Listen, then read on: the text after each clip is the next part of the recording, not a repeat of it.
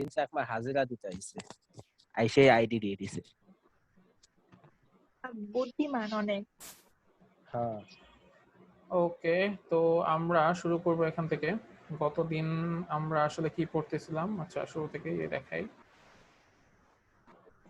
গতদিন আমরা পড়তেছিলাম hit and temperature, মানে হিট অ্যান্ড টেম্পারেচার রিলেটেড কিছু টপিক আমরা পড়বো, সেগুলো হচ্ছে আমরা দেখাবো।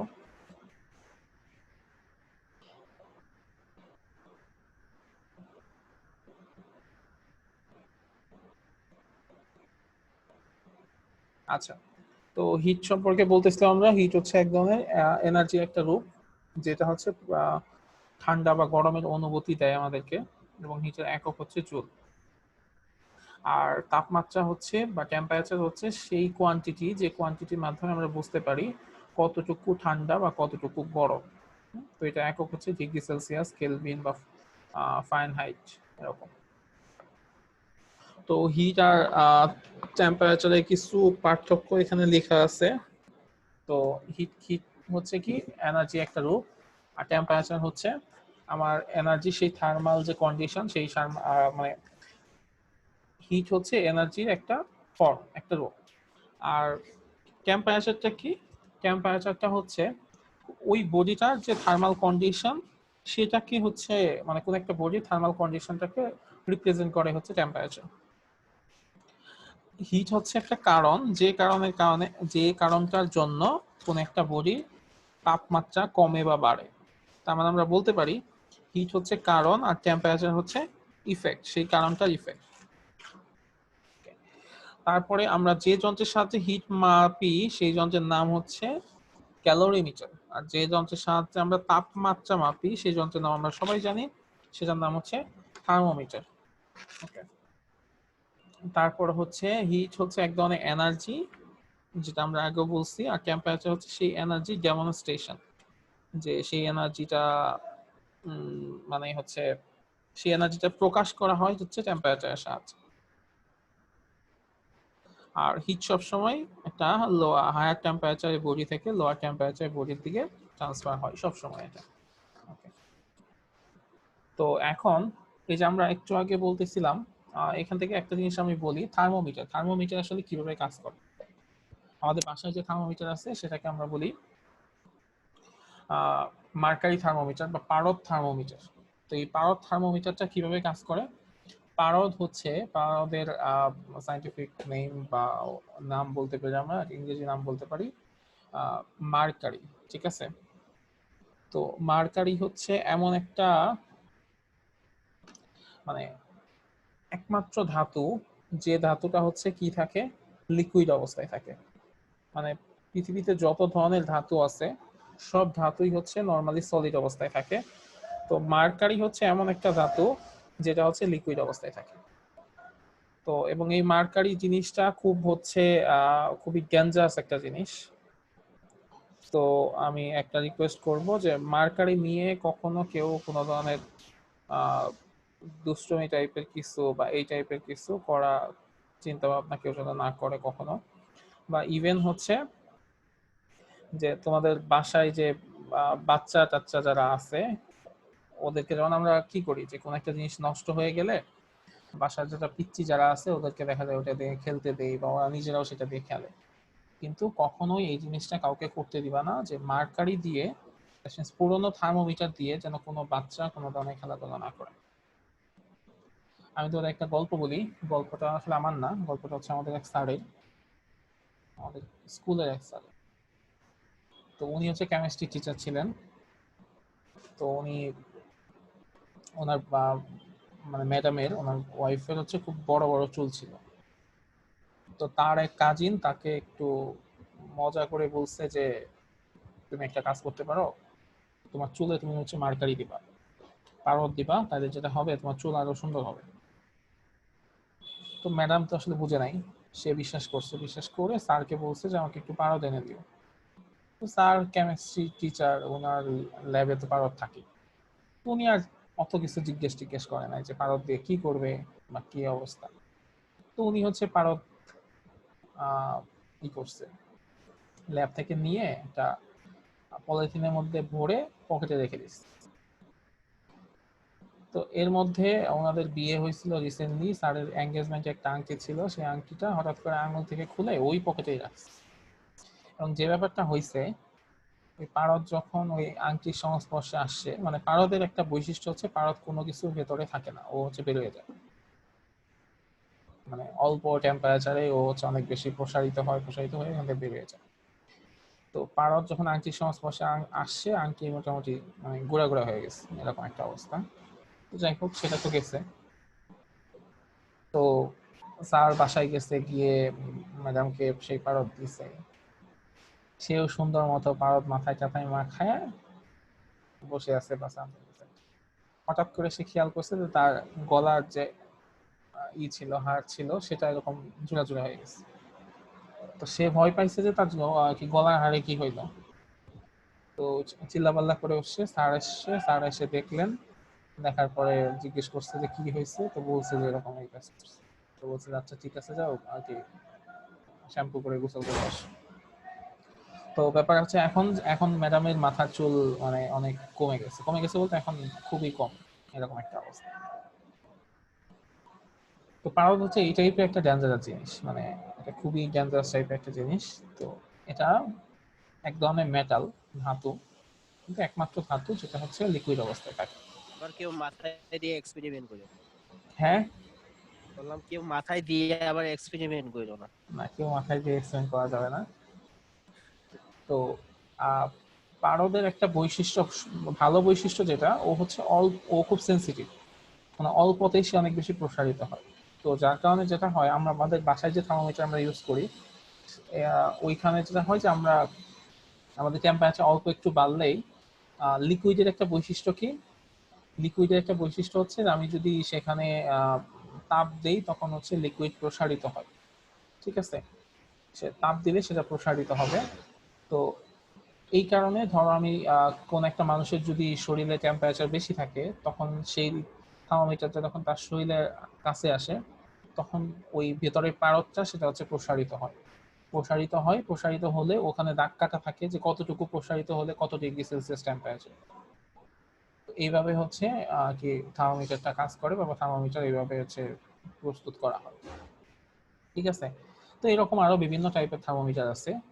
যেমন আমাদের থার্মোমিটার তো অলমোস্ট কত 95 ডিগ্রি ফারেনহাইট থেকে বা 96 ডিগ্রি ফারেনহাইট থেকে 104 বা 105 ডিগ্রি ফারেনহাইট পর্যন্ত মাপতে পারে। তো আরো অনেক আহ, অনেক মানে অনেক হট প্লেস আছে, যে সব প্লেসে হচ্ছে টেম্পারেচার মাপতে হয়, সেসবের জন্য আসলে আলাদা বিভিন্ন ধরনের থার্মোমিটার আছে, সেগুলো ইউজ করা হয়। স্যার আমার একটা প্রশ্ন আছে স্যার।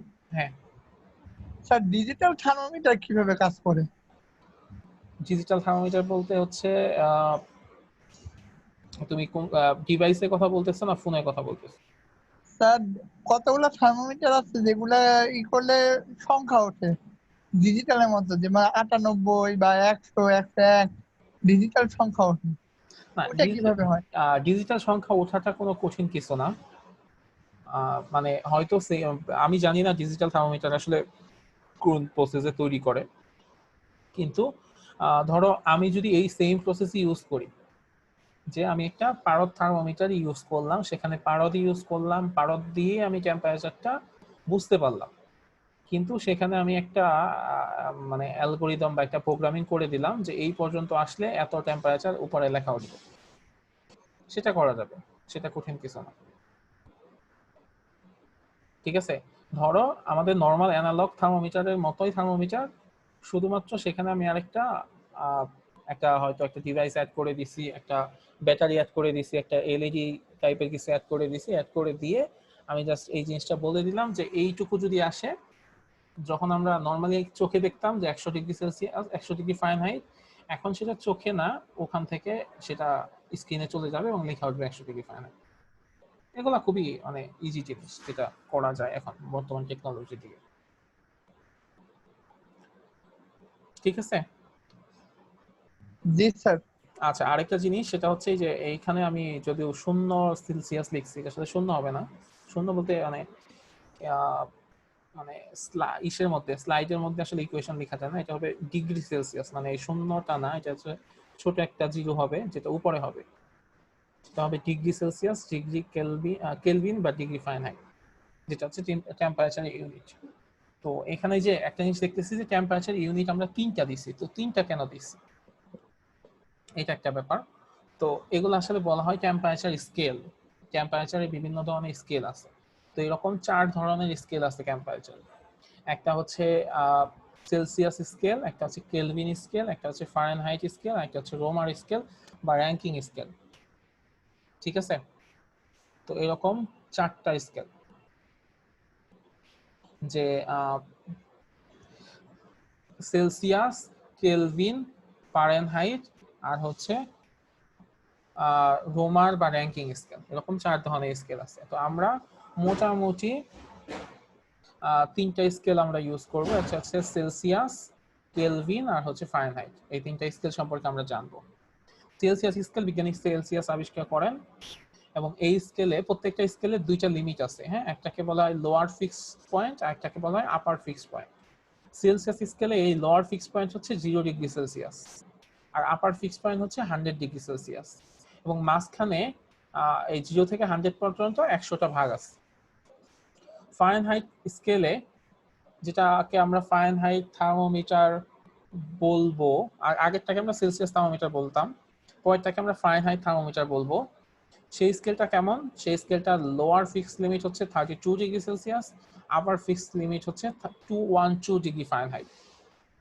ঠিক আছে, লোয়ারটা হচ্ছে 32 ডিগ্রি ফারেনহাইট, আপারটা হচ্ছে 212 ডিগ্রি ফারেনহাইট, এবং মাঝখানে যে ঘরগুলো আছে সেখানে 180টা ভাগ করা থাকে।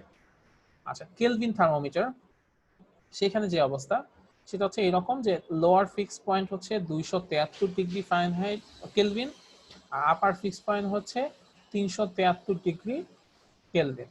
ঠিক আছে, এবং মাঝখানে 100টা ভাগ থাকে।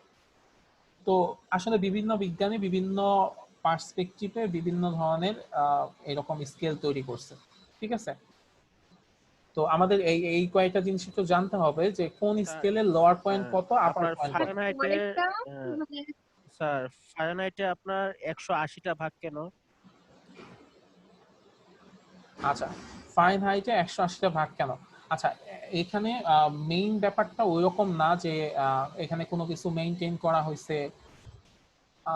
ধরো আমি যদি তোমাদের ইনিশিয়ালি বলি যে এই জিনিসটা বিজ্ঞানীরা ওনাদের চিন্তা চেতনা থেকে করছে, মানে ওইরকম যে স্ট্রং কোনো লজিক আছে যে 180 দিছে বা এখানে 100 দিছে, এখানে কেন 100 দিছে, এই জিনিসটা আসছে কি ওনারা 2টা ব্যাপার ধরে নিছে। যেমন সেলসিয়াসের ক্ষেত্রে বিজ্ঞানী সেলসিয়াস উনি ধরছেন কি পানি যে ডিগ্রি সেলসিয়াসে বরফ হয় সেটাকে উনি ধরছে লোয়ার লিমিট, আর পানি যে ডিগ্রি সেলসিয়াসে হচ্ছে হয়ে যায়, এটাকে বলে কি গরম বা ফুটে উত্তপ্ত ফুটে হয়ে যায়। উত্তপ্ত হয়ে যায়, সেটাকে উনি ধরছে আপার লিমিট। ঠিক আছে, এটা এই জন্য উনি 0 আর 100 ধরছে, মাঝখানে 100টা ভাগ আছে।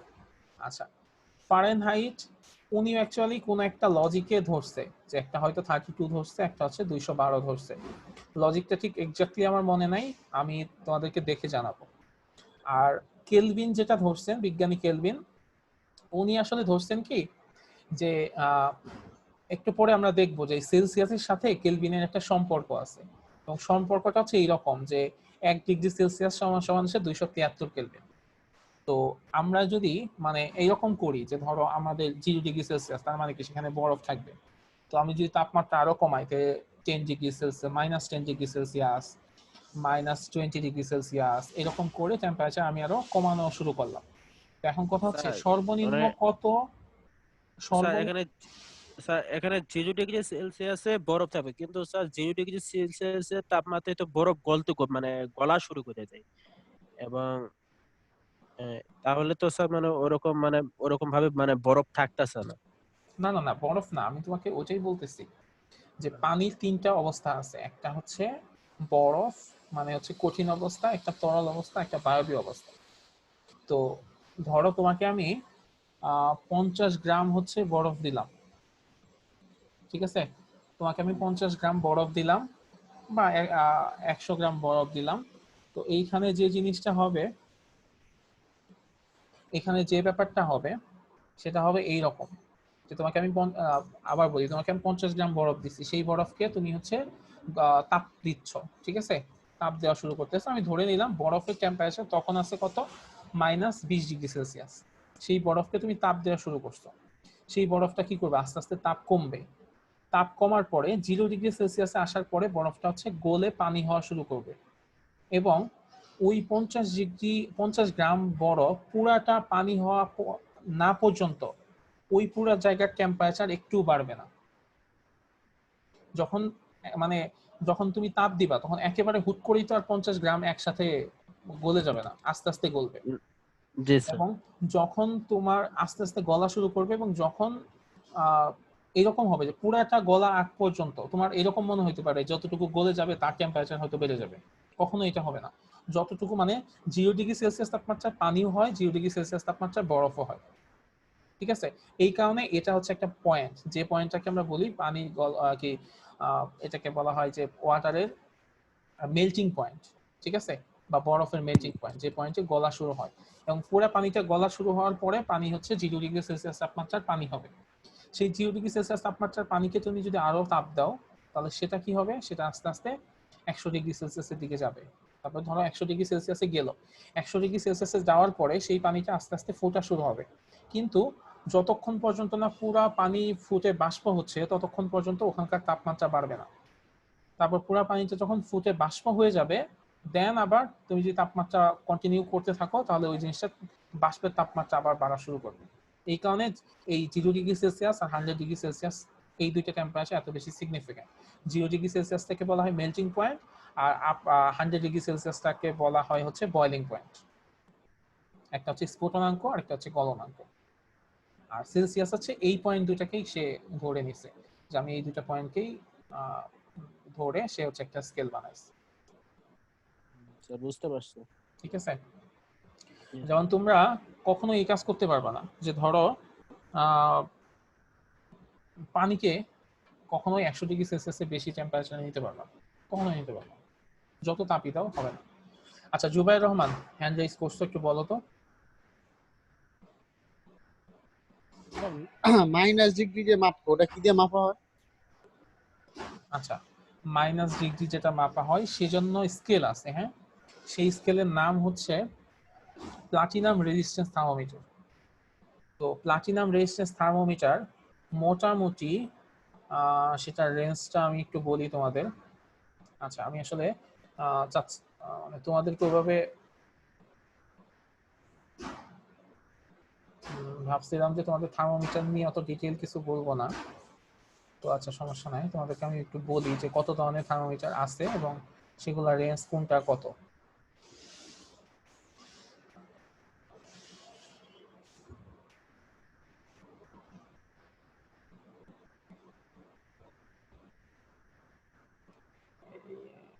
এখানে দেখতে পাচ্ছ যে আমরা আসলে যে থার্মোমিটারটা ইউজ করি সেটা হচ্ছে প্রথমটা, যেটার নাম হচ্ছে লিকুইড থার্মোমিটার, ঠিক আছে। তো এরকম আরো থার্মোমিটার আছে, কনস্ট্যান্ট ভলিউম গ্যাস থার্মোমিটার, এটা লিকুইড থার্মোমিটার, ওটার নাম হচ্ছে মার্কারি থার্মোমিটার আমরা যেটা বাসায় ইউজ করি।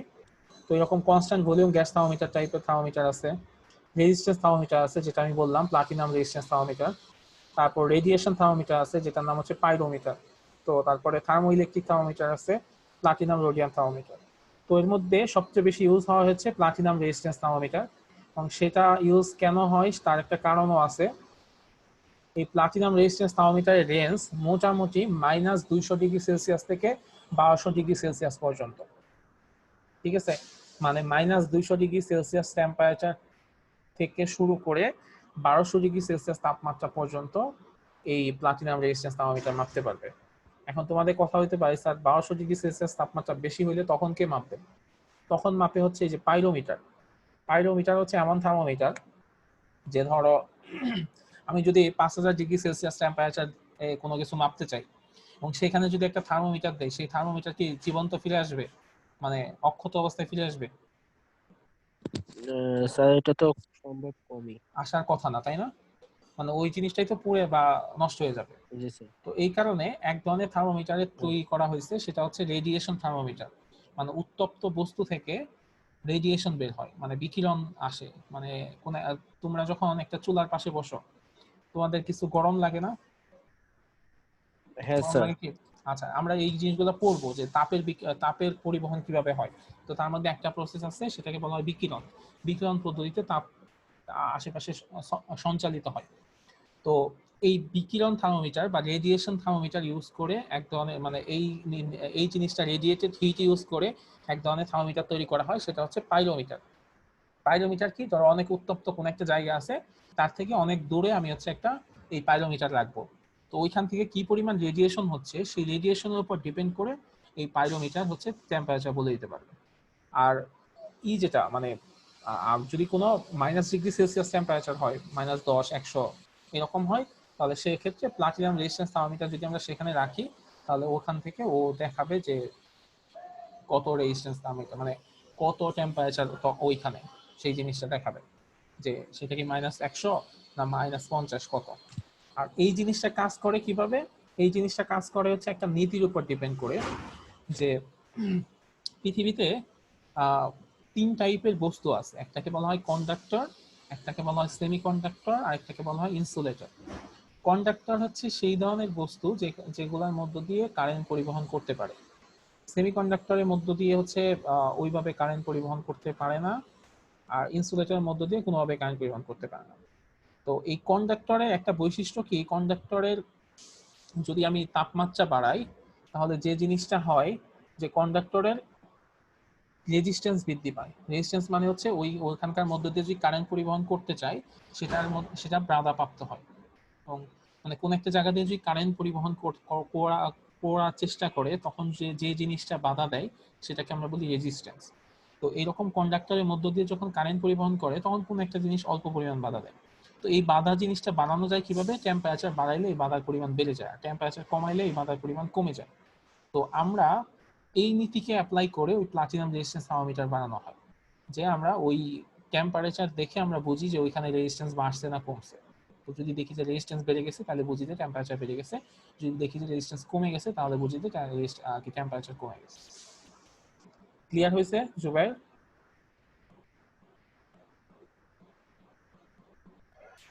জি স্যার, হয়েছে।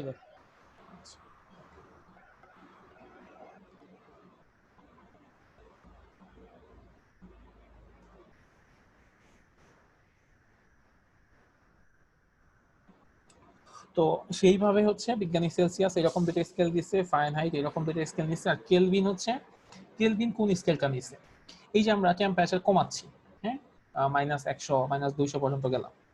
তো আসলে পৃথিবীতে সর্বনিম্ন কত টেম্পারেচার হইতে পারে, মানে সর্বনিম্ন কতটুকু ঠান্ডা হওয়া সম্ভব, এটা একটা কথা হইতে পারে না? জি এবং স্যার। সেই তাপমাত্রাটা হচ্ছে এরকম যে -273 ডিগ্রি সেলসিয়াস। -273 ডিগ্রি সেলসিয়াস, সেটা হচ্ছে এমন একটা জায়গা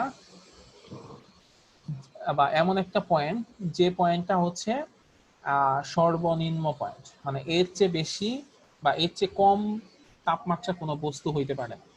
কারণ এবং আলটিমেটলি আসলে এই তাপমাত্রা হওয়া পসিবল না, কারণ এই তাপমাত্রা হইলে থিওরিটিক্যালি অনেক কিছু ইম্পসিবল হয়ে যায়, মানে কোন একটা জিনিসের ভলিউম জিরো হয়ে যায়, মানে কোন একটা জিনিসের আয়তন জিরো হয়ে যায়, মানে কোন একটা জিনিসই নাই, তাহলে সেটা আবার তাপমাত্রা থাকবে কেন?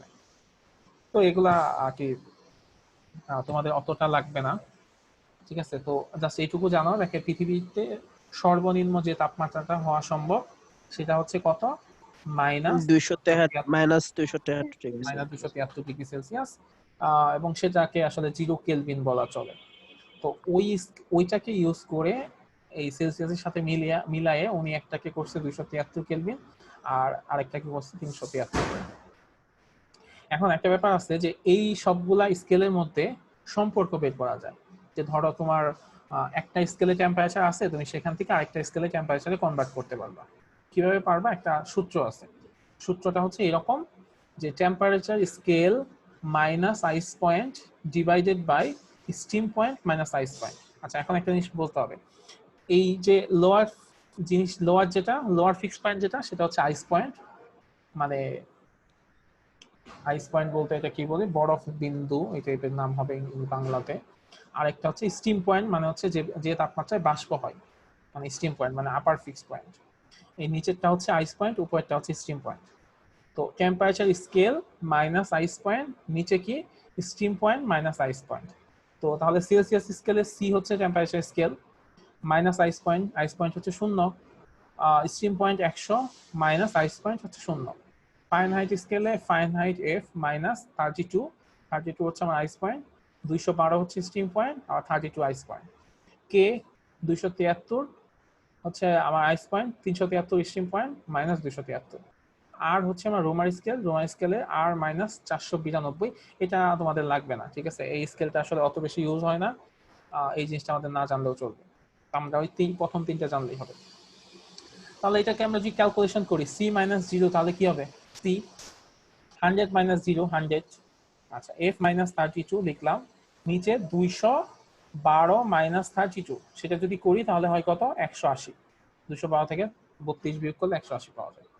আচ্ছা, আরেকটা আমরা বাদ দেই। আচ্ছা, এখানে টি দেওয়া আছে, টিটা আসলে কে হবে? হ্যাঁ, এখানে কে হবে, কে মাইনাস 273, আর নিচে 373 থেকে 273 বাদ দিলে থাকে 100। আচ্ছা, এখন এই ইকুয়েশনের সবগুলাকে আমরা যদি কি করি, 20 দ্বারা ভাগ করি, বা হ্যাঁ 20 দ্বারা ভাগ করে দেই সব জায়গাতে, এই নিচের হরগুলাতে। এটাকে যদি 20 দ্বারা ভাগ করি তাহলে হয় 5, এটাকে এটাকে আমি ছোট করতেছি, এটা হচ্ছে 5, এটা হবে 9, এটা হবে 5, ঠিক আছে।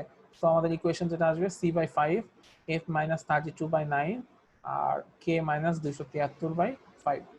তো এটা কি আমি লিখে দেখাবো নাকি তোমরা বুঝতে পারছো? স্যার আমরা লিখে 20 দেখেন। দিয়ে ভাগ করব কেন স্যার?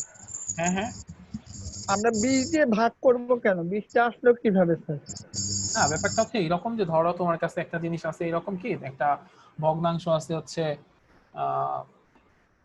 ধরো একটা বড় সংখ্যা আছে, হ্যাঁ, তো তুমি চেষ্টা করবা কি ম্যাথমেটিক্স করার সময় আমরা যেটা করি সেটাকে সর্বোচ্চ কত ছোটতে নিয়ে যেতে পারি সেই চেষ্টা করি, এই হলো জি কাহিনী, স্যার, কমন।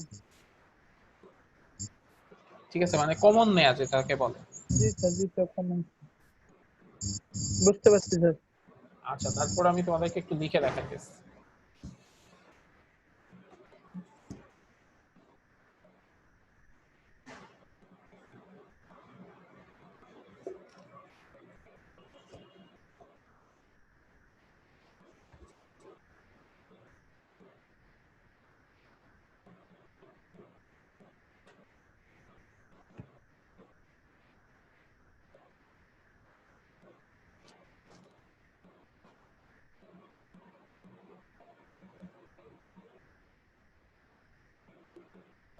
আচ্ছা, স্ক্রিনটা দেখতে পাচ্ছ তাই না?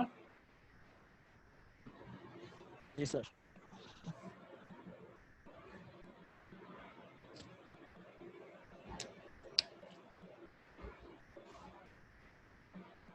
ওকে, এটা ছিল এরকম c-0, সি হচ্ছে আমার টেম্পারেচার স্কেল, সেলসিয়াস স্কেল, আইস পয়েন্ট হচ্ছে 0, 100 হচ্ছে আমার স্টিম পয়েন্ট মাইনাস 0। ওকে, এর পাশে ছিল এফ মাইনাস 32, এফ হচ্ছে আমার ফারেনহাইট স্কেল, 32 হচ্ছে আইস পয়েন্ট, 212 হচ্ছে steam point minus 32 steam point minus ice point. কে হচ্ছে আমার Kelvin scale, steam point 273, 373 minus 273। আচ্ছা, তো এখন কি হবে, সি নিচে হচ্ছে 100। আচ্ছা, এফ মাইনাস 32, 212 থেকে 32 বিয়োগ করলে কত হয়? 180। কে মাইনাস 273, নিচে হচ্ছে 100। এখন এই বড় বড় সংখ্যা রাখার তো আমার কোনো দরকার নাই, আমি যদি কমন নিতে পারি আমি কমন নিয়ে ফেলি, ঠিক আছে। আচ্ছা, তার মানে ব্যাপারটা কেমন, সি ব্যাপারটা কি 20 ইন্টু 5 তাই না, 100 হয়। এফ মাইনাস 32 20 ইন্টু 9, এখন সেটা গুণ আর কি, কে মাইনাস 273 20 ইন্টু 5, তাহলে এই 20 এই 20 এই 20 পারলে আমরা কেটে দিতে পারি যেহেতু তিনটাই সমান। হাদি মিউট কর, তোর ইয়া আইসা রইছে। তাহলে সেক্ষেত্রে আসে কি c/5 f মাইনাস 32/9 আর k মাইনাস 273/5। এখন বোঝা গেছে? জি স্যার। জি স্যার। তো এই লাস্ট লাইনটা আমাদের মনে রাখতে হবে, একটু মুখস্থ করলেও করতে হবে যদি মুখস্থ করতে হয়, বা যদি ক্যালকুলেশন করে বের করতে পারো তাহলে ক্যালকুলেশন করে বের করতে হবে। কারণ এটা দিয়ে আমাদের বিভিন্ন ম্যাথ আসতে পারে। কেমন ম্যাথ আসতে পারে? বলা হইল যে ধরো এরকম বললাম যে আমার কাছে একটা বস্তু আছে, এই বস্তুটার টেম্পারেচার হচ্ছে, বা কোন একটা মানুষ, হ্যাঁ, আচ্ছা এখানে আমি নাম দেখতে পাচ্ছি জুবাইর রহমান। আচ্ছা জুবাইর, তুমি কিছু বলবা? হ্যান্ড রেজ করছো। ঠিক আছে স্যার, হ্যান্ড রাইজ করি নাই তো, অনেক আগে করছিলাম হয়তো ওটাই। হ্যাঁ ওটা রয়ে গেছে। আচ্ছা ধরে নিলাম জুবাইরের জ্বর আসছে, হ্যাঁ, না আসুক, এমনিতেই বললাম যে জুবাইরের জ্বর আসছে, জ্বর হচ্ছে কত, 100 ডিগ্রি ফারেনহাইট। অবশ্যই কিন্তু ফারেনহাইট বলতে হবে, কারণ আমরা জ্বর মাপি হচ্ছে ফারেনহাইট স্কেলে, 100 ডিগ্রি ফারেনহাইট। কারণ 100 ডিগ্রি সেলসিয়াস যদি কারো জ্বর আসে ও তো মরে যাবে, ঠিক আছে? তো 100 ডিগ্রি ফারেনহাইট জ্বর আসছে, তো সেটাকে যদি সেলসিয়াস স্কেলে আমরা কনভার্ট করতে চাই তাহলে কি হবে? ধর এরকম একটা ম্যাথ আমাদের আসলো, ঠিক আছে? তো সেই ম্যাথটা আমরা কিভাবে করব? আচ্ছা একটা মিনিট।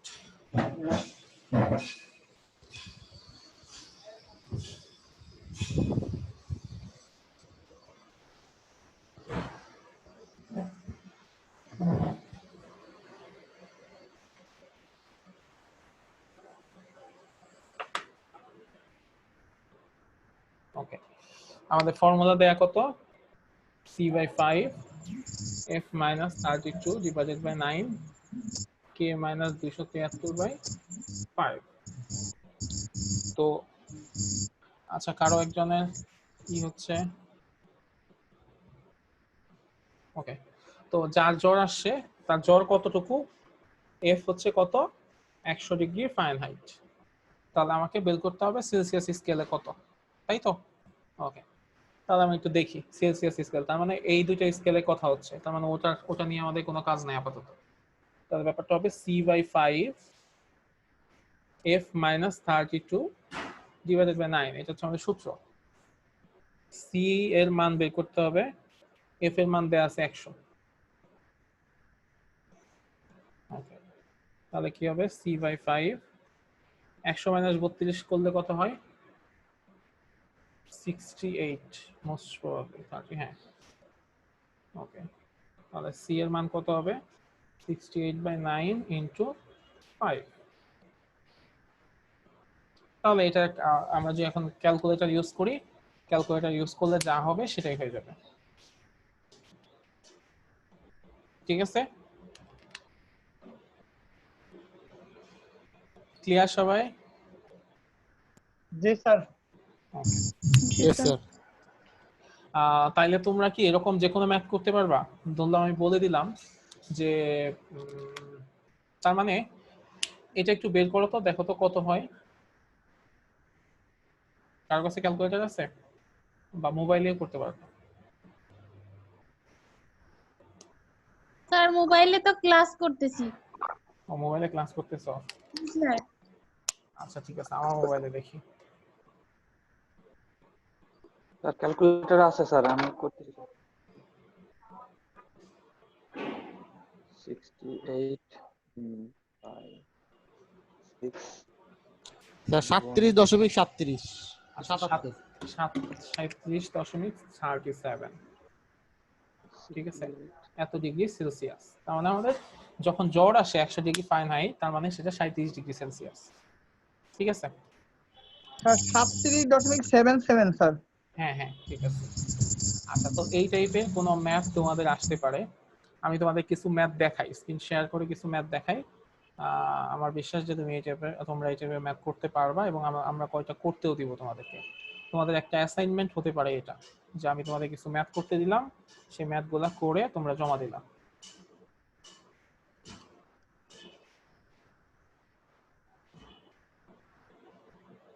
একটু হোমওয়ার্ক স্যার। ভালো হবে অ্যাসাইনমেন্ট যদি কিছু অঙ্ক করতে দেন। এখানে অ্যাসাইনমেন্ট হচ্ছে দিলেও আমি কিন্তু একটা কাজ করে দিব, সেটা হচ্ছে অ্যাসাইনমেন্ট গুলা একটু কাস্টমাইজ করে দিব, মানে এক একজনের জন্য এক একটা সংখ্যা হবে। জি স্যার, ভালো হয় sir. No problem sir. Sir ম্যাথের প্যাটার্নটা একই থাকবে, জাস্ট সংখ্যাগুলো আলাদা দিলে হবে সংখ্যাগুলো স্যার। একই থাকবে, হ্যাঁ। মানে এক একজনের অ্যানসার এক একটা হবে। হ্যাঁ, এক একজন এক একটা অ্যান্সার হবে। জি স্যার। আচ্ছা, এই যে দেখো, এই যে 10 নাম্বার ম্যাথটা দেখতে পাচ্ছ। 10 নাম্বার ম্যাথে কি বলছে? One day when temperature is 15 degree Fahrenheit, what will be temperature on Celsius and Kelvin scale? এটা একটু করো তো সবাই, বাসায় বসে বসে একটু করো এখনই। One day when temperature is 15 degree Fahrenheit, what will be the temperature on Celsius and Kelvin scale? পারবে না করতে? জি স্যার। হ্যাঁ, একটু শুরু করো, আমি হচ্ছে নেট থেকে করে আসি। তোমাদেরকে আমি এরকম কিছু ম্যাথের লিস্ট দিব, সেই লিস্ট অনুযায়ী তোমরা ম্যাথ করে জমা দিবা। তোমাদের ফার্স্ট ক্লাস টেস্টটা এরকমও হইতে পারে, দেখি কি করা যায়।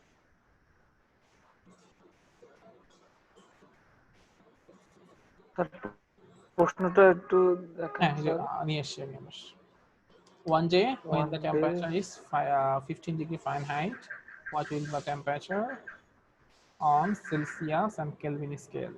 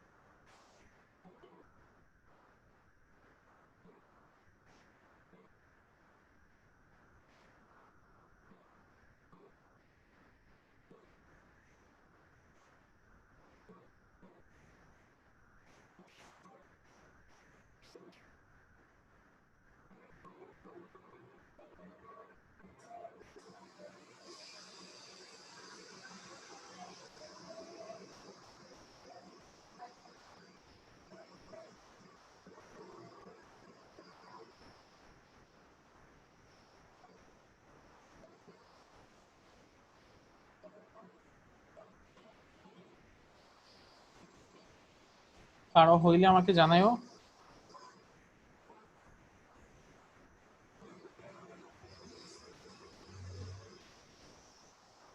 স্যার এটা করতে দিছেন? হ্যাঁ, বাকিটা করতেছো না? 10 নম্বর না স্যার? স্যার হ্যাঁ, কিন্তু 10 নাম্বার। জি স্যার, করতেছি স্যার। আমার মনে হয় স্যার যে অঙ্কটা আপনি এইমাত্র করছেন ওইটা আমার মাথায় মনে হয় সম্পূর্ণ ঢোকে নাই। তাই নাকি? তাই আচ্ছা, করতেছি। তুমি একটু যেটা করো, আমি যেটা করছিলাম সেই 100 জায়গায় জাস্ট 15 বসাও। স্যার ওইটাই করছি। 100 জায়গায় f সমান হচ্ছে 15 ডিগ্রি সেলসিয়াস দিয়েছি। হ্যাঁ হ্যাঁ, তাইলেই হয়ে যাবে। এটা অ্যান্সার যদি নেগেটিভ আসবে সমস্যা নাই। ঠিক আছে, অ্যান্সার নেগেটিভ আসবে, অ্যান্সার নেগেটিভ দেখে ভয় পাওয়ার কিছু নাই।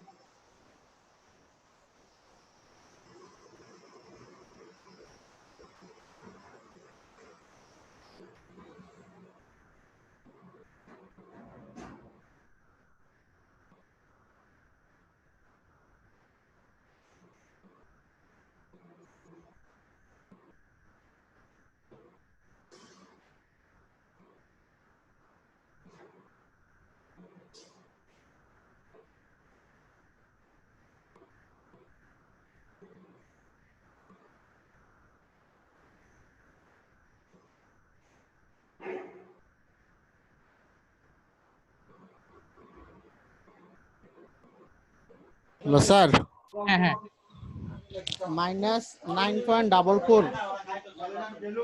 -9.44, তাই? জি স্যার। আচ্ছা আমি একটু দেখি। এটা তার সেলসিয়াস সেলসিয়াস স্যার 9.44 আচ্ছা মাইনাস। আচ্ছা আমরা হচ্ছে কোত্থেকে ফারেনহাইট থেকে সেলসিয়াস যাচ্ছি, তাই তো? জি স্যার, সেলসিয়াস হচ্ছে -9.44। -9.44, হ্যাঁ ঠিক আছে। ওকে, সেলসিয়াসে গেছে। 15 থেকে যদি হয়, হ্যাঁ -9.44। আচ্ছা এরপরে ইসে যাও তো, কেলভিনে যাও তো। আচ্ছা কেলভিনে যাইতে হইলে হ্যাঁ কেলভিনে যাও। ফারেনহাইট থেকে কেলভিন বা সেলসিয়াস থেকে কেলভিন, দুইটাতেই যাও। কেলভিনে কত হবে সেটা দেখো।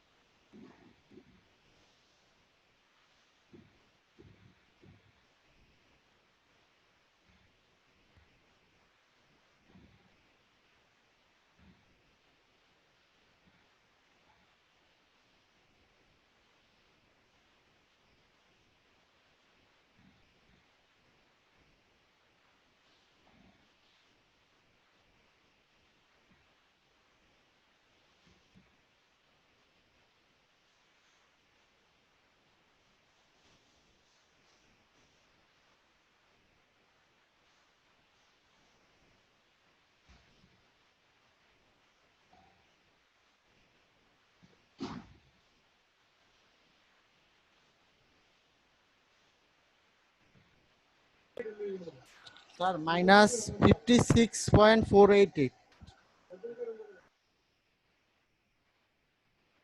মাইনাস, এটা কি কি আসছে বলো তো আবার। মাইনাস, স্যার এটা কি সেলসিয়াস থেকে কেলভিনে নিব না? হ্যাঁ সেলসিয়াস থেকে কেলভিনে নিবা। -56.48। এটা হওয়ার কথা না, তুমি মনে হয় ভুল করছো।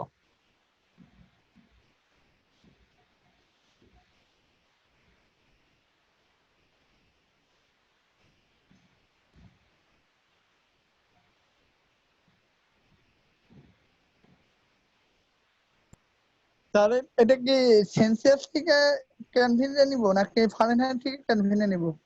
মানে তুমি 15 ডিগ্রি ফারেনহাইট থেকে একবার কেলভিনে নাও, আবার আরেকটা রেজাল্ট যেটা আসছে ওই রেজাল্ট থেকেও মানে সেলসিয়াস রেজাল্ট যেটা আসছে সেটা থেকেও কেলভিনে নাও, ও সেলসিয়াস থেকে কেলভিনে।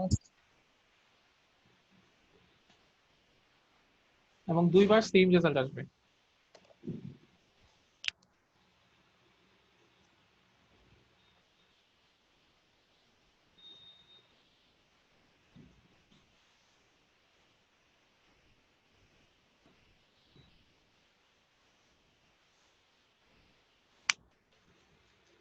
আহ তখন কে যেন পারতেছিল না, জানি তুমি কি পারছিলা সেটা?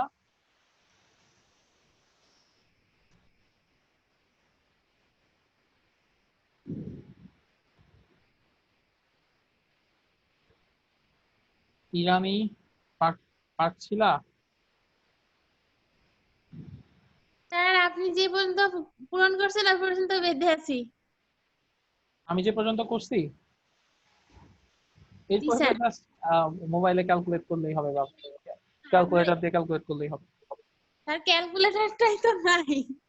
সমস্যা নাই, এটা তার মানে বাকিটুকু তো পারবা, ওটুকু তো জাস্ট ক্যালকুলেশন। ওইটুকু তো আমি যা বললাম যে আপনি বললেন না যে 15 এখানে 100 দিতে, তো ওইটা ওইখানে দিয়ে ওই পর্যন্ত করে ফেলছি, কিন্তু ক্যালকুলেটর ওভাবে অ্যানসারটা বের করতে হয়। আচ্ছা 17 ইন্টু 5 কত? 5 17 হচ্ছে 35, আর হচ্ছে 5 3 8 85, 85 বাই 9, ঠিক আছে? এই তো যে অ্যান্সার হবে 9 পয়েন্ট সামথিং। স্যার সেকেন্ডের অ্যান্সার কত হবে স্যার? স্যার সেকেন্ডটা একটু করে দেন। সেকেন্ডের অ্যান্সার কি হবে আমি বলি। সেকেন্ডের অ্যান্সার হচ্ছে দুই ভাবে করা যায়। তো কেলভিনের অ্যান্সারটা আচ্ছা ফারেনহাইটে সেলসিয়াসে কত আসছিল বলো? -9.44। আচ্ছা দেখো এটা কত সহজ, 5 5 বাদ, তাহলে থাকতেছে কি সি সমান সমান কে মাইনাস 273, তাহলে কে সমান সমান হবে সি প্লাস 273। আমি বলছিলাম না তখন যে সেলসিয়াস থেকে ফারেনহাইট খুব সহজ, যে সি এর সাথে 273 যোগ করলে কেলভিন হয়ে যায়। তো এখানে কত ছিল? -9.44। স্যার স্ক্রিনে শেয়ার দেন স্যার, স্ক্রিন স্ক্রিন নাই। ইয়ে কর স্যার, যেখানে স্ক্রিন ছোট হয়ে গেছে ওইটার উপর ক্লিক কর, স্ক্রিনে আবার চলে আসবে। স্যার স্ক্রিন শেয়ারই আছে। আসে না আসে না। 263.56 হ্যাঁ 268 63.56 হ্যাঁ এই যে এটা হয়ে গেল, ঠিক আছে? এইভাবেও করা যাবে বা আরেকভাবে করা যাবে যে f সমান সমান 32/5, k সমান সমান 273/9, আর এটা হচ্ছে 5। এটা ছিল কত? 15 ছিল না? জি স্যার। 15 - 32/9, k - 273/5। এখন 15 - 32 করলে কত হয়? -17। এই 5 এর সাথে গুণ, তাহলে 5, আর ওর পাশে কি হবে? নিচে হচ্ছে 9, আর ওর পাশে হবে 273। এখন এইটা অ্যান্সার করলে কত হয়? 85/9 মানে কত? এই মাইনাস 9.44, আর 273 এসে যোগ হবে সমান সমান কে সমান সমান 263.56। জি স্যার, আমার অঙ্ক হয়েছে স্যার। ওকে জি স্যার ঠিক আছে। তো ব্যাপারগুলো খুবই সহজ, জাস্ট হচ্ছে একটু চিন্তা করে বা হচ্ছে একটু মাথা ঠান্ডা করে করলেই হবে। স্যার সূত্র অনুযায়ী ফেলাইলে হয়ে যায় স্যার। হ্যাঁ হ্যাঁ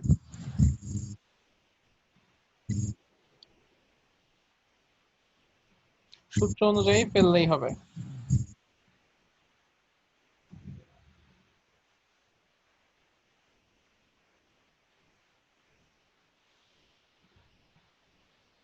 আচ্ছা তো এরপরে এই টাইপের ম্যাথ আর কি আছে? এরপর একটা ম্যাথ আছে, এই ম্যাথটা আমি একটু তোমাদেরকে দেখাই। সেটা হচ্ছে বলছে কি at what temperature Kelvin and Fahrenheit scales coincide, মানে কত ডিগ্রি সেলসিয়াস টেম্পারেচারে কেলভিন স্কেল আর ফারেনহাইট স্কেল কোইনসাইড করে, মানে সেম মান আসে। আরেকটা বলছে at what scale do the Celsius and Fahrenheit scale coincide।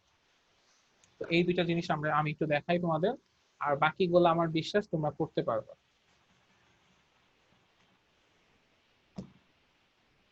দেখো একটা বলছে কেলভিন আর ফারেনহাইট, তাহলে কেলভিনে 273 আর ফারেনহাইট হচ্ছে 9। তো বলছে কোন তাপমাত্রায় কেলভিন স্কেল আর ফারেনহাইট স্কেল একই মান দেখায়। তো ধরে নিলাম let this temperature is x, ধরে নিলাম সেটা হচ্ছে এক্স। ঠিক আছে? তো এক্স যদি ধরে নেই তাহলে কে এর জায়গায় আমি এক্স বসাই, এক্স মাইনাস 273 বাই 5, যেহেতু দুইটা সেম, আবার এক্স মাইনাস 32 বাই 9, তাহলে কি হবে, আর গুণ করি, তাহলে 9x মাইনাস 273 ইন্টু 9, এভাবে 5x মাইনাস 5 ইন্টু 32, তাহলে এটা কত হবে, 30 ইন্টু 5 হবে 150, তাহলে 160। এই 5x টাকে যদি এই পাশে নিয়ে আসি তাহলে কি হবে, 9x মাইনাস 5x, আর ও পাশে আছে মাইনাস 160, আর এই পাশে এটা গেলে প্লাস হয়ে যাবে, প্লাস।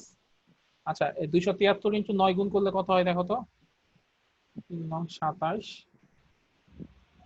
7 নং 63, 63 আর 2 মানে 65। 2457। আচ্ছা 2457, ওকে। তাহলে কি হচ্ছে, 9x মাইনাস 5x, এটা হবে 4x, 4x, আর এই পাশে 2457 থেকে 160 বিয়োগ করলে কত হয়, প্লাস ভিডিও 2670 স্যার মাইনাস হবে না? হ্যাঁ হ্যাঁ 2398 মেবি, আমি শিওর।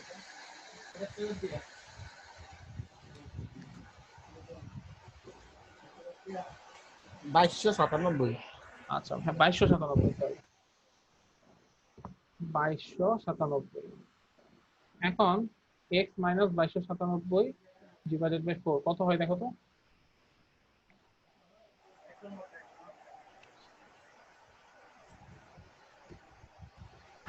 574.25।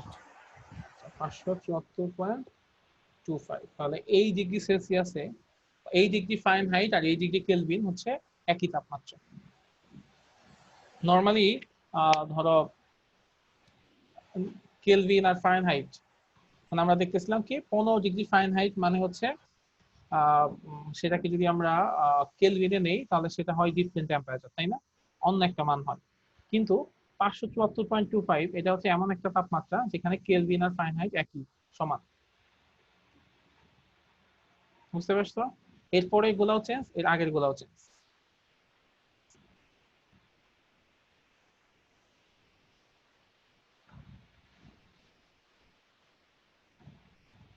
আচ্ছা বুঝতে পারছো তোমরা?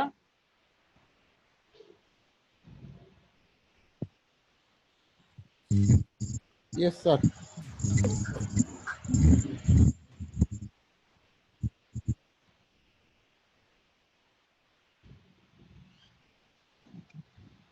আচ্ছা এরপরে আরেকটা বলছি কি, at what temperature do Celsius and Fahrenheit scale coincide, এটা কি তোমরা করতে পারবা এইরকম সিস্টেমে?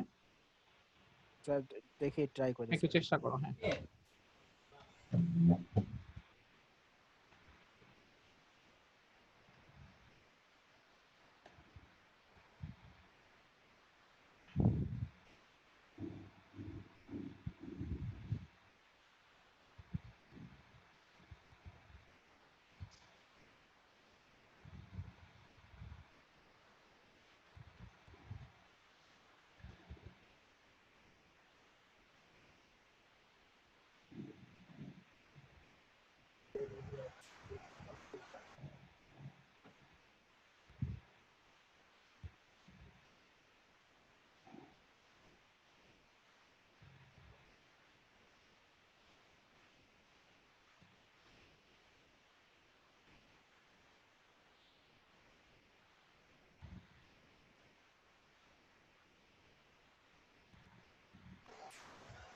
স্যার আমার লিভ নিতে হবে, আমার ল্যাপটপে চার্জ নেই তো। ওকে, সমস্যা নাই।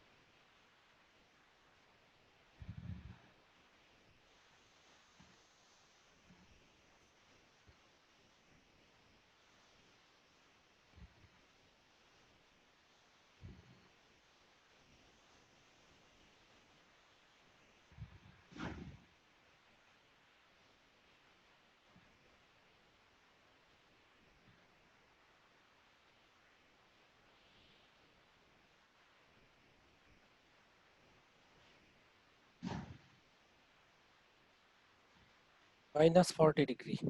হ্যাঁ -40 ডিগ্রি।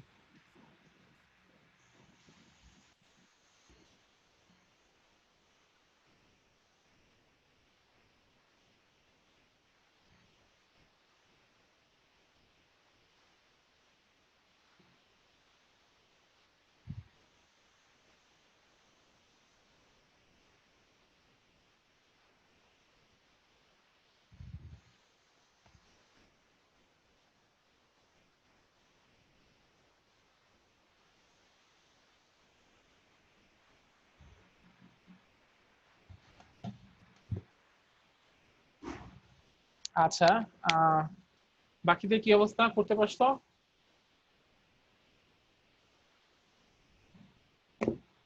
জিনিসটা কিভাবে হবে?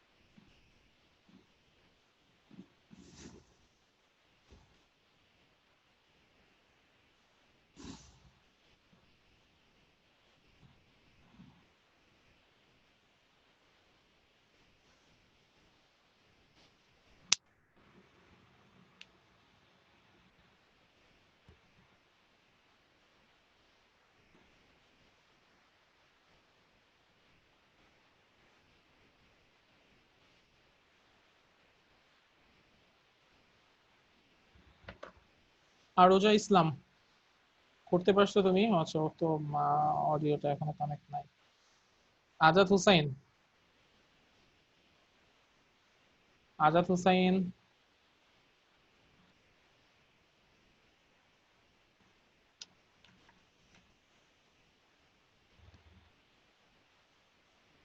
নাদিয়া চৌধুরী। আচ্ছা, আমাকে শুনতে পাচ্ছ? জি স্যার। আচ্ছা, হ্যাঁ স্যার, শুনতে পাচ্ছি তো। okay. তন্ময়, হয়েছে এটা পরেরটা? 40 ডিগ্রি ফারেনহাইট আছে। হ্যাঁ -40 ডিগ্রি। জি স্যার, -40 ডিগ্রি। ইরানি, স্যার পারছো পরেরটা?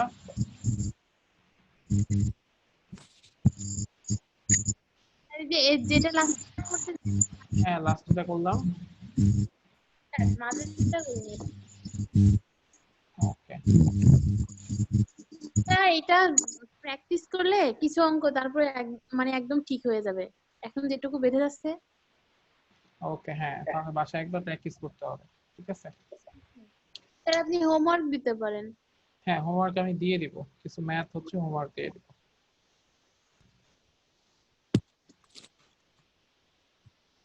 ওকে, আমাদের পার্টিসিপেন্টস কমে গেছে। যাদের মানে যাদের প্রবলেম হবে তারা ইউটিউবেও দেখতে পাবে পরবর্তীতে।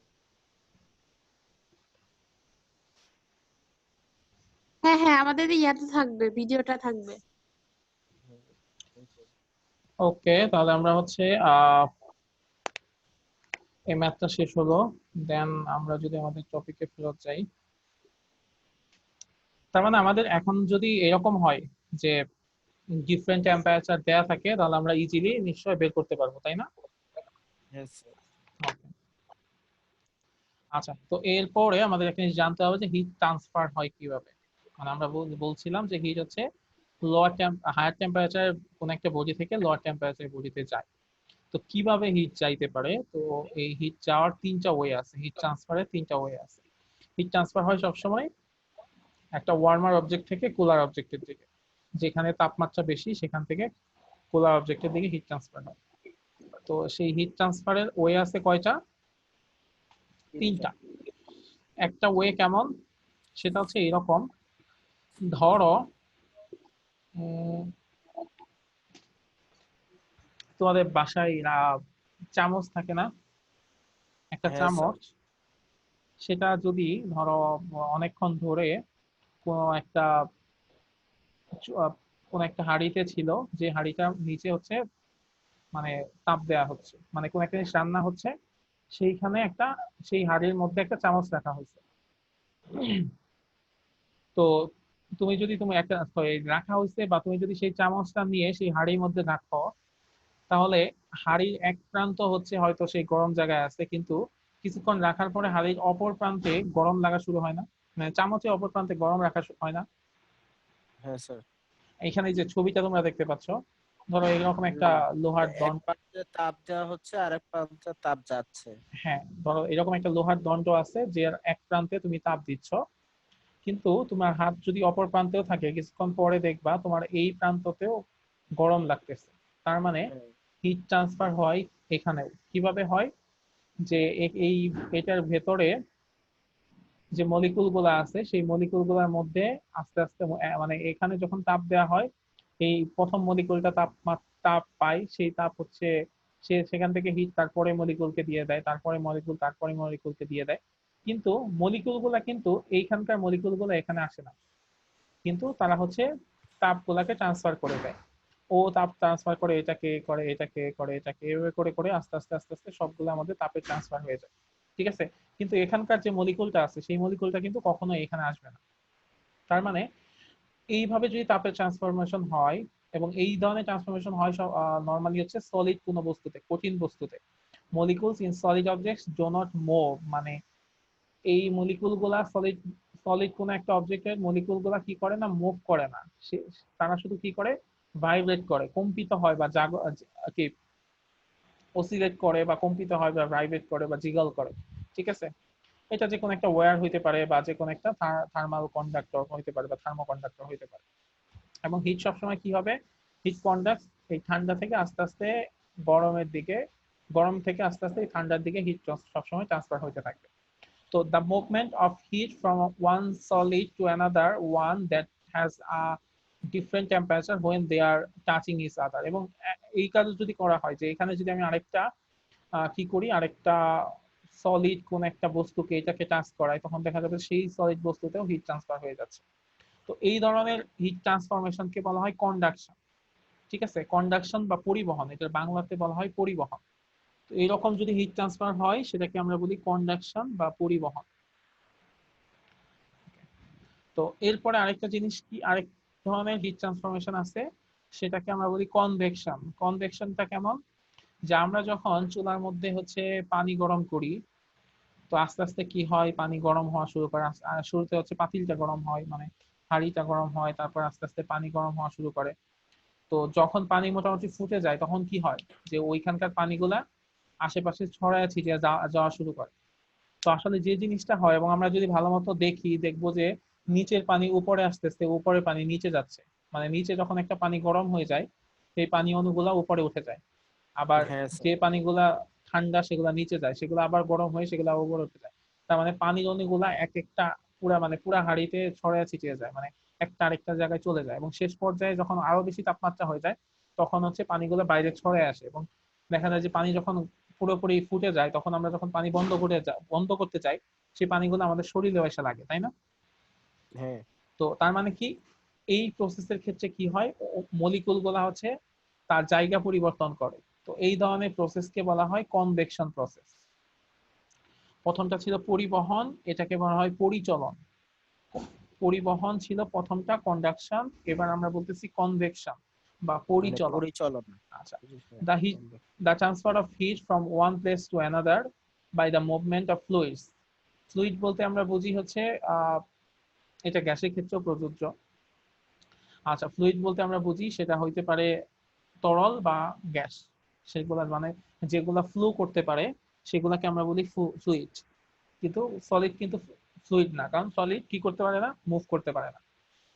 আচ্ছা, তো যদি মলিকুল গুলা এরকম হয়, ফ্লুইডের ক্ষেত্রে মলিকুল গুলা হচ্ছে এরকম হয় যে মলিকুল গুলা মুভমেন্ট করতেছে এবং মুভমেন্টের মাধ্যমে হিটের ট্রান্সফার হচ্ছে, তাহলে সেই ধরনের হিট ট্রান্সফরমেশনকে আমরা বলবো কনভেকশন বা পরিচলন। আচ্ছা, তো লাস্ট আরেকটা ওয়ে আছে, সেটা হচ্ছে কি, সেটা হচ্ছে রেডিয়েশন। রেডিয়েশন কেমন, যে যেখানে আমি চুলা জ্বালায় রাখছি, আগুন জ্বালায় রাখছি, আমরা শীতের দিনে অনেকে এই কাজ করি গ্রামে, যে এক জায়গায় আগুন জ্বালায় পাশে হচ্ছে বসে থাকি, তাহলে কি হয়, তাপগুলো আস্তে আস্তে শরীরে যায়, শরীর গরম হয়ে যায়। তো এইখানে যে তাপের ট্রান্সফার হচ্ছে সেই জিনিসটা হচ্ছে কিভাবে, রেডিয়েশন আকারে। এখানে আসলে কয়েকভাবেই হয়, কিন্তু রেডিয়েশন ওইখানে হয় আর কি। তো মানে এখান থেকে তাপগুলো আস্তে আস্তে শরীরে যাচ্ছে, কিন্তু আমাদের শরীরে কিন্তু আমরা ওখানে হাত দিচ্ছি না, কিন্তু বিকিরণের মাধ্যমে এগুলো হচ্ছে আমাদের শরীরে যায়। তো এই প্রসেসটাকে বলা হয় radiation. The transfer of internal energy in the form of electromagnetic waves, মানে এখানে তাপের যে ট্রান্সফরমেশনটা হয় সেটা হচ্ছে ইলেকট্রোম্যাগনেটিক ওয়েভ আকারে যায়, ইলেকট্রোম্যাগনেটিক ওয়েভ আকারে আমাদের শরীরে যায় এবং তারপর আমাদের শরীর উষ্ণতা লাভ করে, বা এটা অন্য যে কোনো জায়গার ক্ষেত্রেই হইতে পারে। যে কোনো গরম বস্তুর আশেপাশে তাপের তাপ এরকম ইলেকট্রোম্যাগনেটিক ওয়েভ আকারে ছড়ায় যায়, এবং এই ছড়ানোটাকে আমরা বলি হচ্ছে রেডিয়েশন বা বিকিরণ। ঠিক আছে, এটার নাম হচ্ছে রেডিয়েশন। হ্যাঁ স্যার, বুঝতে পারছি। Thank you all. আজকের জন্য এইটুকুই আমরা পড়বো। এখন আমাকে বলো, আজকে যা যা পড়ছি এতে কারো কোনো কনফিউশন আছে? জি না স্যার। না স্যার, কনফিউশন নেই।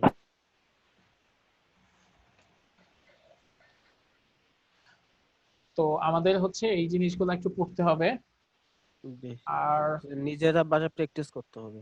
নিজেরা একটু বাসায় প্র্যাকটিস করলে আমাদের বিশ্বাস যে আমাদের আমি খুব কঠিন জিনিস পড়াচ্ছি না, খুবই সহজ সহজ জিনিসগুলাই পড়াচ্ছি। হ্যাঁ স্যার, আপনি অনেক ইজি বোঝাইতেছেন। এবং আমি সেই জিনিসগুলাই পড়ানোর চেষ্টা করতেছি যেগুলো আসলে সবারই লাগে, বা এই কনসেপ্ট গুলো আসলে সবারই থাকা জরুরি। এমন স্যার কিছু কনসেপ্ট পড়াচ্ছি না যেটা আসলে আমাদের অত বেশি কাজে লাগবে না। হ্যাঁ স্যার ওই যে আপনি যে স্যার অ্যাসাইনমেন্ট দিয়েছিলেন ইম্পর্টেন্স অফ সায়েন্স, হ্যাঁ বলো। হ্যাঁ স্যার ওই যে আপনি অ্যাসাইনমেন্ট দিয়েছিলেন ইম্পর্টেন্স অফ সায়েন্স, স্যার ওই অ্যাসাইনমেন্টে স্যার যদি কোনো সায়েন্টিফিক ভিডিও দেই স্যার, সেটা কি মানে ভিডিও দিলে হবে স্যার? সায়েন্টিফিক ভিডিও তুমি সায়েন্টিফিক দিতে পারবা, কিন্তু মানে অ্যাসাইনমেন্ট তো আসলে হাতে লিখতে হয় বা এই টাইপের ডকুমেন্ট আকারে দিতে হয়, তো সেক্ষেত্রে সায়েন্টিফিক ভিডিওটা তুমি অ্যাড করবা কিভাবে? মানে তুমি এই টাইপের না স্যার সায়েন্টিফিক ওই যে ভিডিও কোনো প্রেজেন্টেশনে দিতে পারো, জি স্যার ওই প্রেজেন্টেশনে টাইপের। দিতে পারো। যখন কোনো প্রেজেন্টেশন হবে তখন তুমি সায়েন্টিফিক ভিডিও দেখাইতে পারো, বাট অ্যাসাইনমেন্টে আসলে ভিডিওটা দেওয়া যায় না। আর ওইটা তো হাতে লিখে পিডিএফ করতে হবে, ওইটা তো সম্ভবই না। ওটা কি এখন কি আর জমা দেওয়া যাবে? হ্যাঁ, যারা জমা দেয়নি তারা মানে যদিও একটা দেয়া আছে, ডেট দেয়া আছে, এখন জমা দিলে হ্যাঁ, ওইটা স্যার জমা দেওয়ার ডেট ছিল 20 তারিখ 3টার মধ্যে জমা দিতে হ্যাঁ হবে। ওখানে একটা ডেট দেয়া আছে, এখনো ওখানে সাবমিট করলে ওটা নিবে, বাট ওখানে লেট লেখা থাকবে, সমস্যা। কিন্তু যারা সাবমিট করে না আমি চাইবো যে সবাই করুক, বাট আর কি লেট সাবমিশন আর কি। আচ্ছা স্যার। আর আরেকটা জিনিস, আমরা হচ্ছে আমি কালকের মধ্যে আমি আসলে জানিয়ে দিব যে আমাদের ইসের সিলেবাসটা কি হবে, ফার্স্ট ক্লাস টেস্টের সিলেবাসটা কি হবে, আর কোন ওয়েতে আমরা হচ্ছে ক্লাস টেস্টটা নিব। ওকে স্যার, ওকে স্যার, ঠিক আছে। ঠিক আছে, আচ্ছা আজকে যদি আমাদের আর কারো কোনো জিজ্ঞাসা না থাকে তাহলে আমি হচ্ছে ক্লাসটা শেষ করে দিব। না স্যার, কোনো জিজ্ঞাসা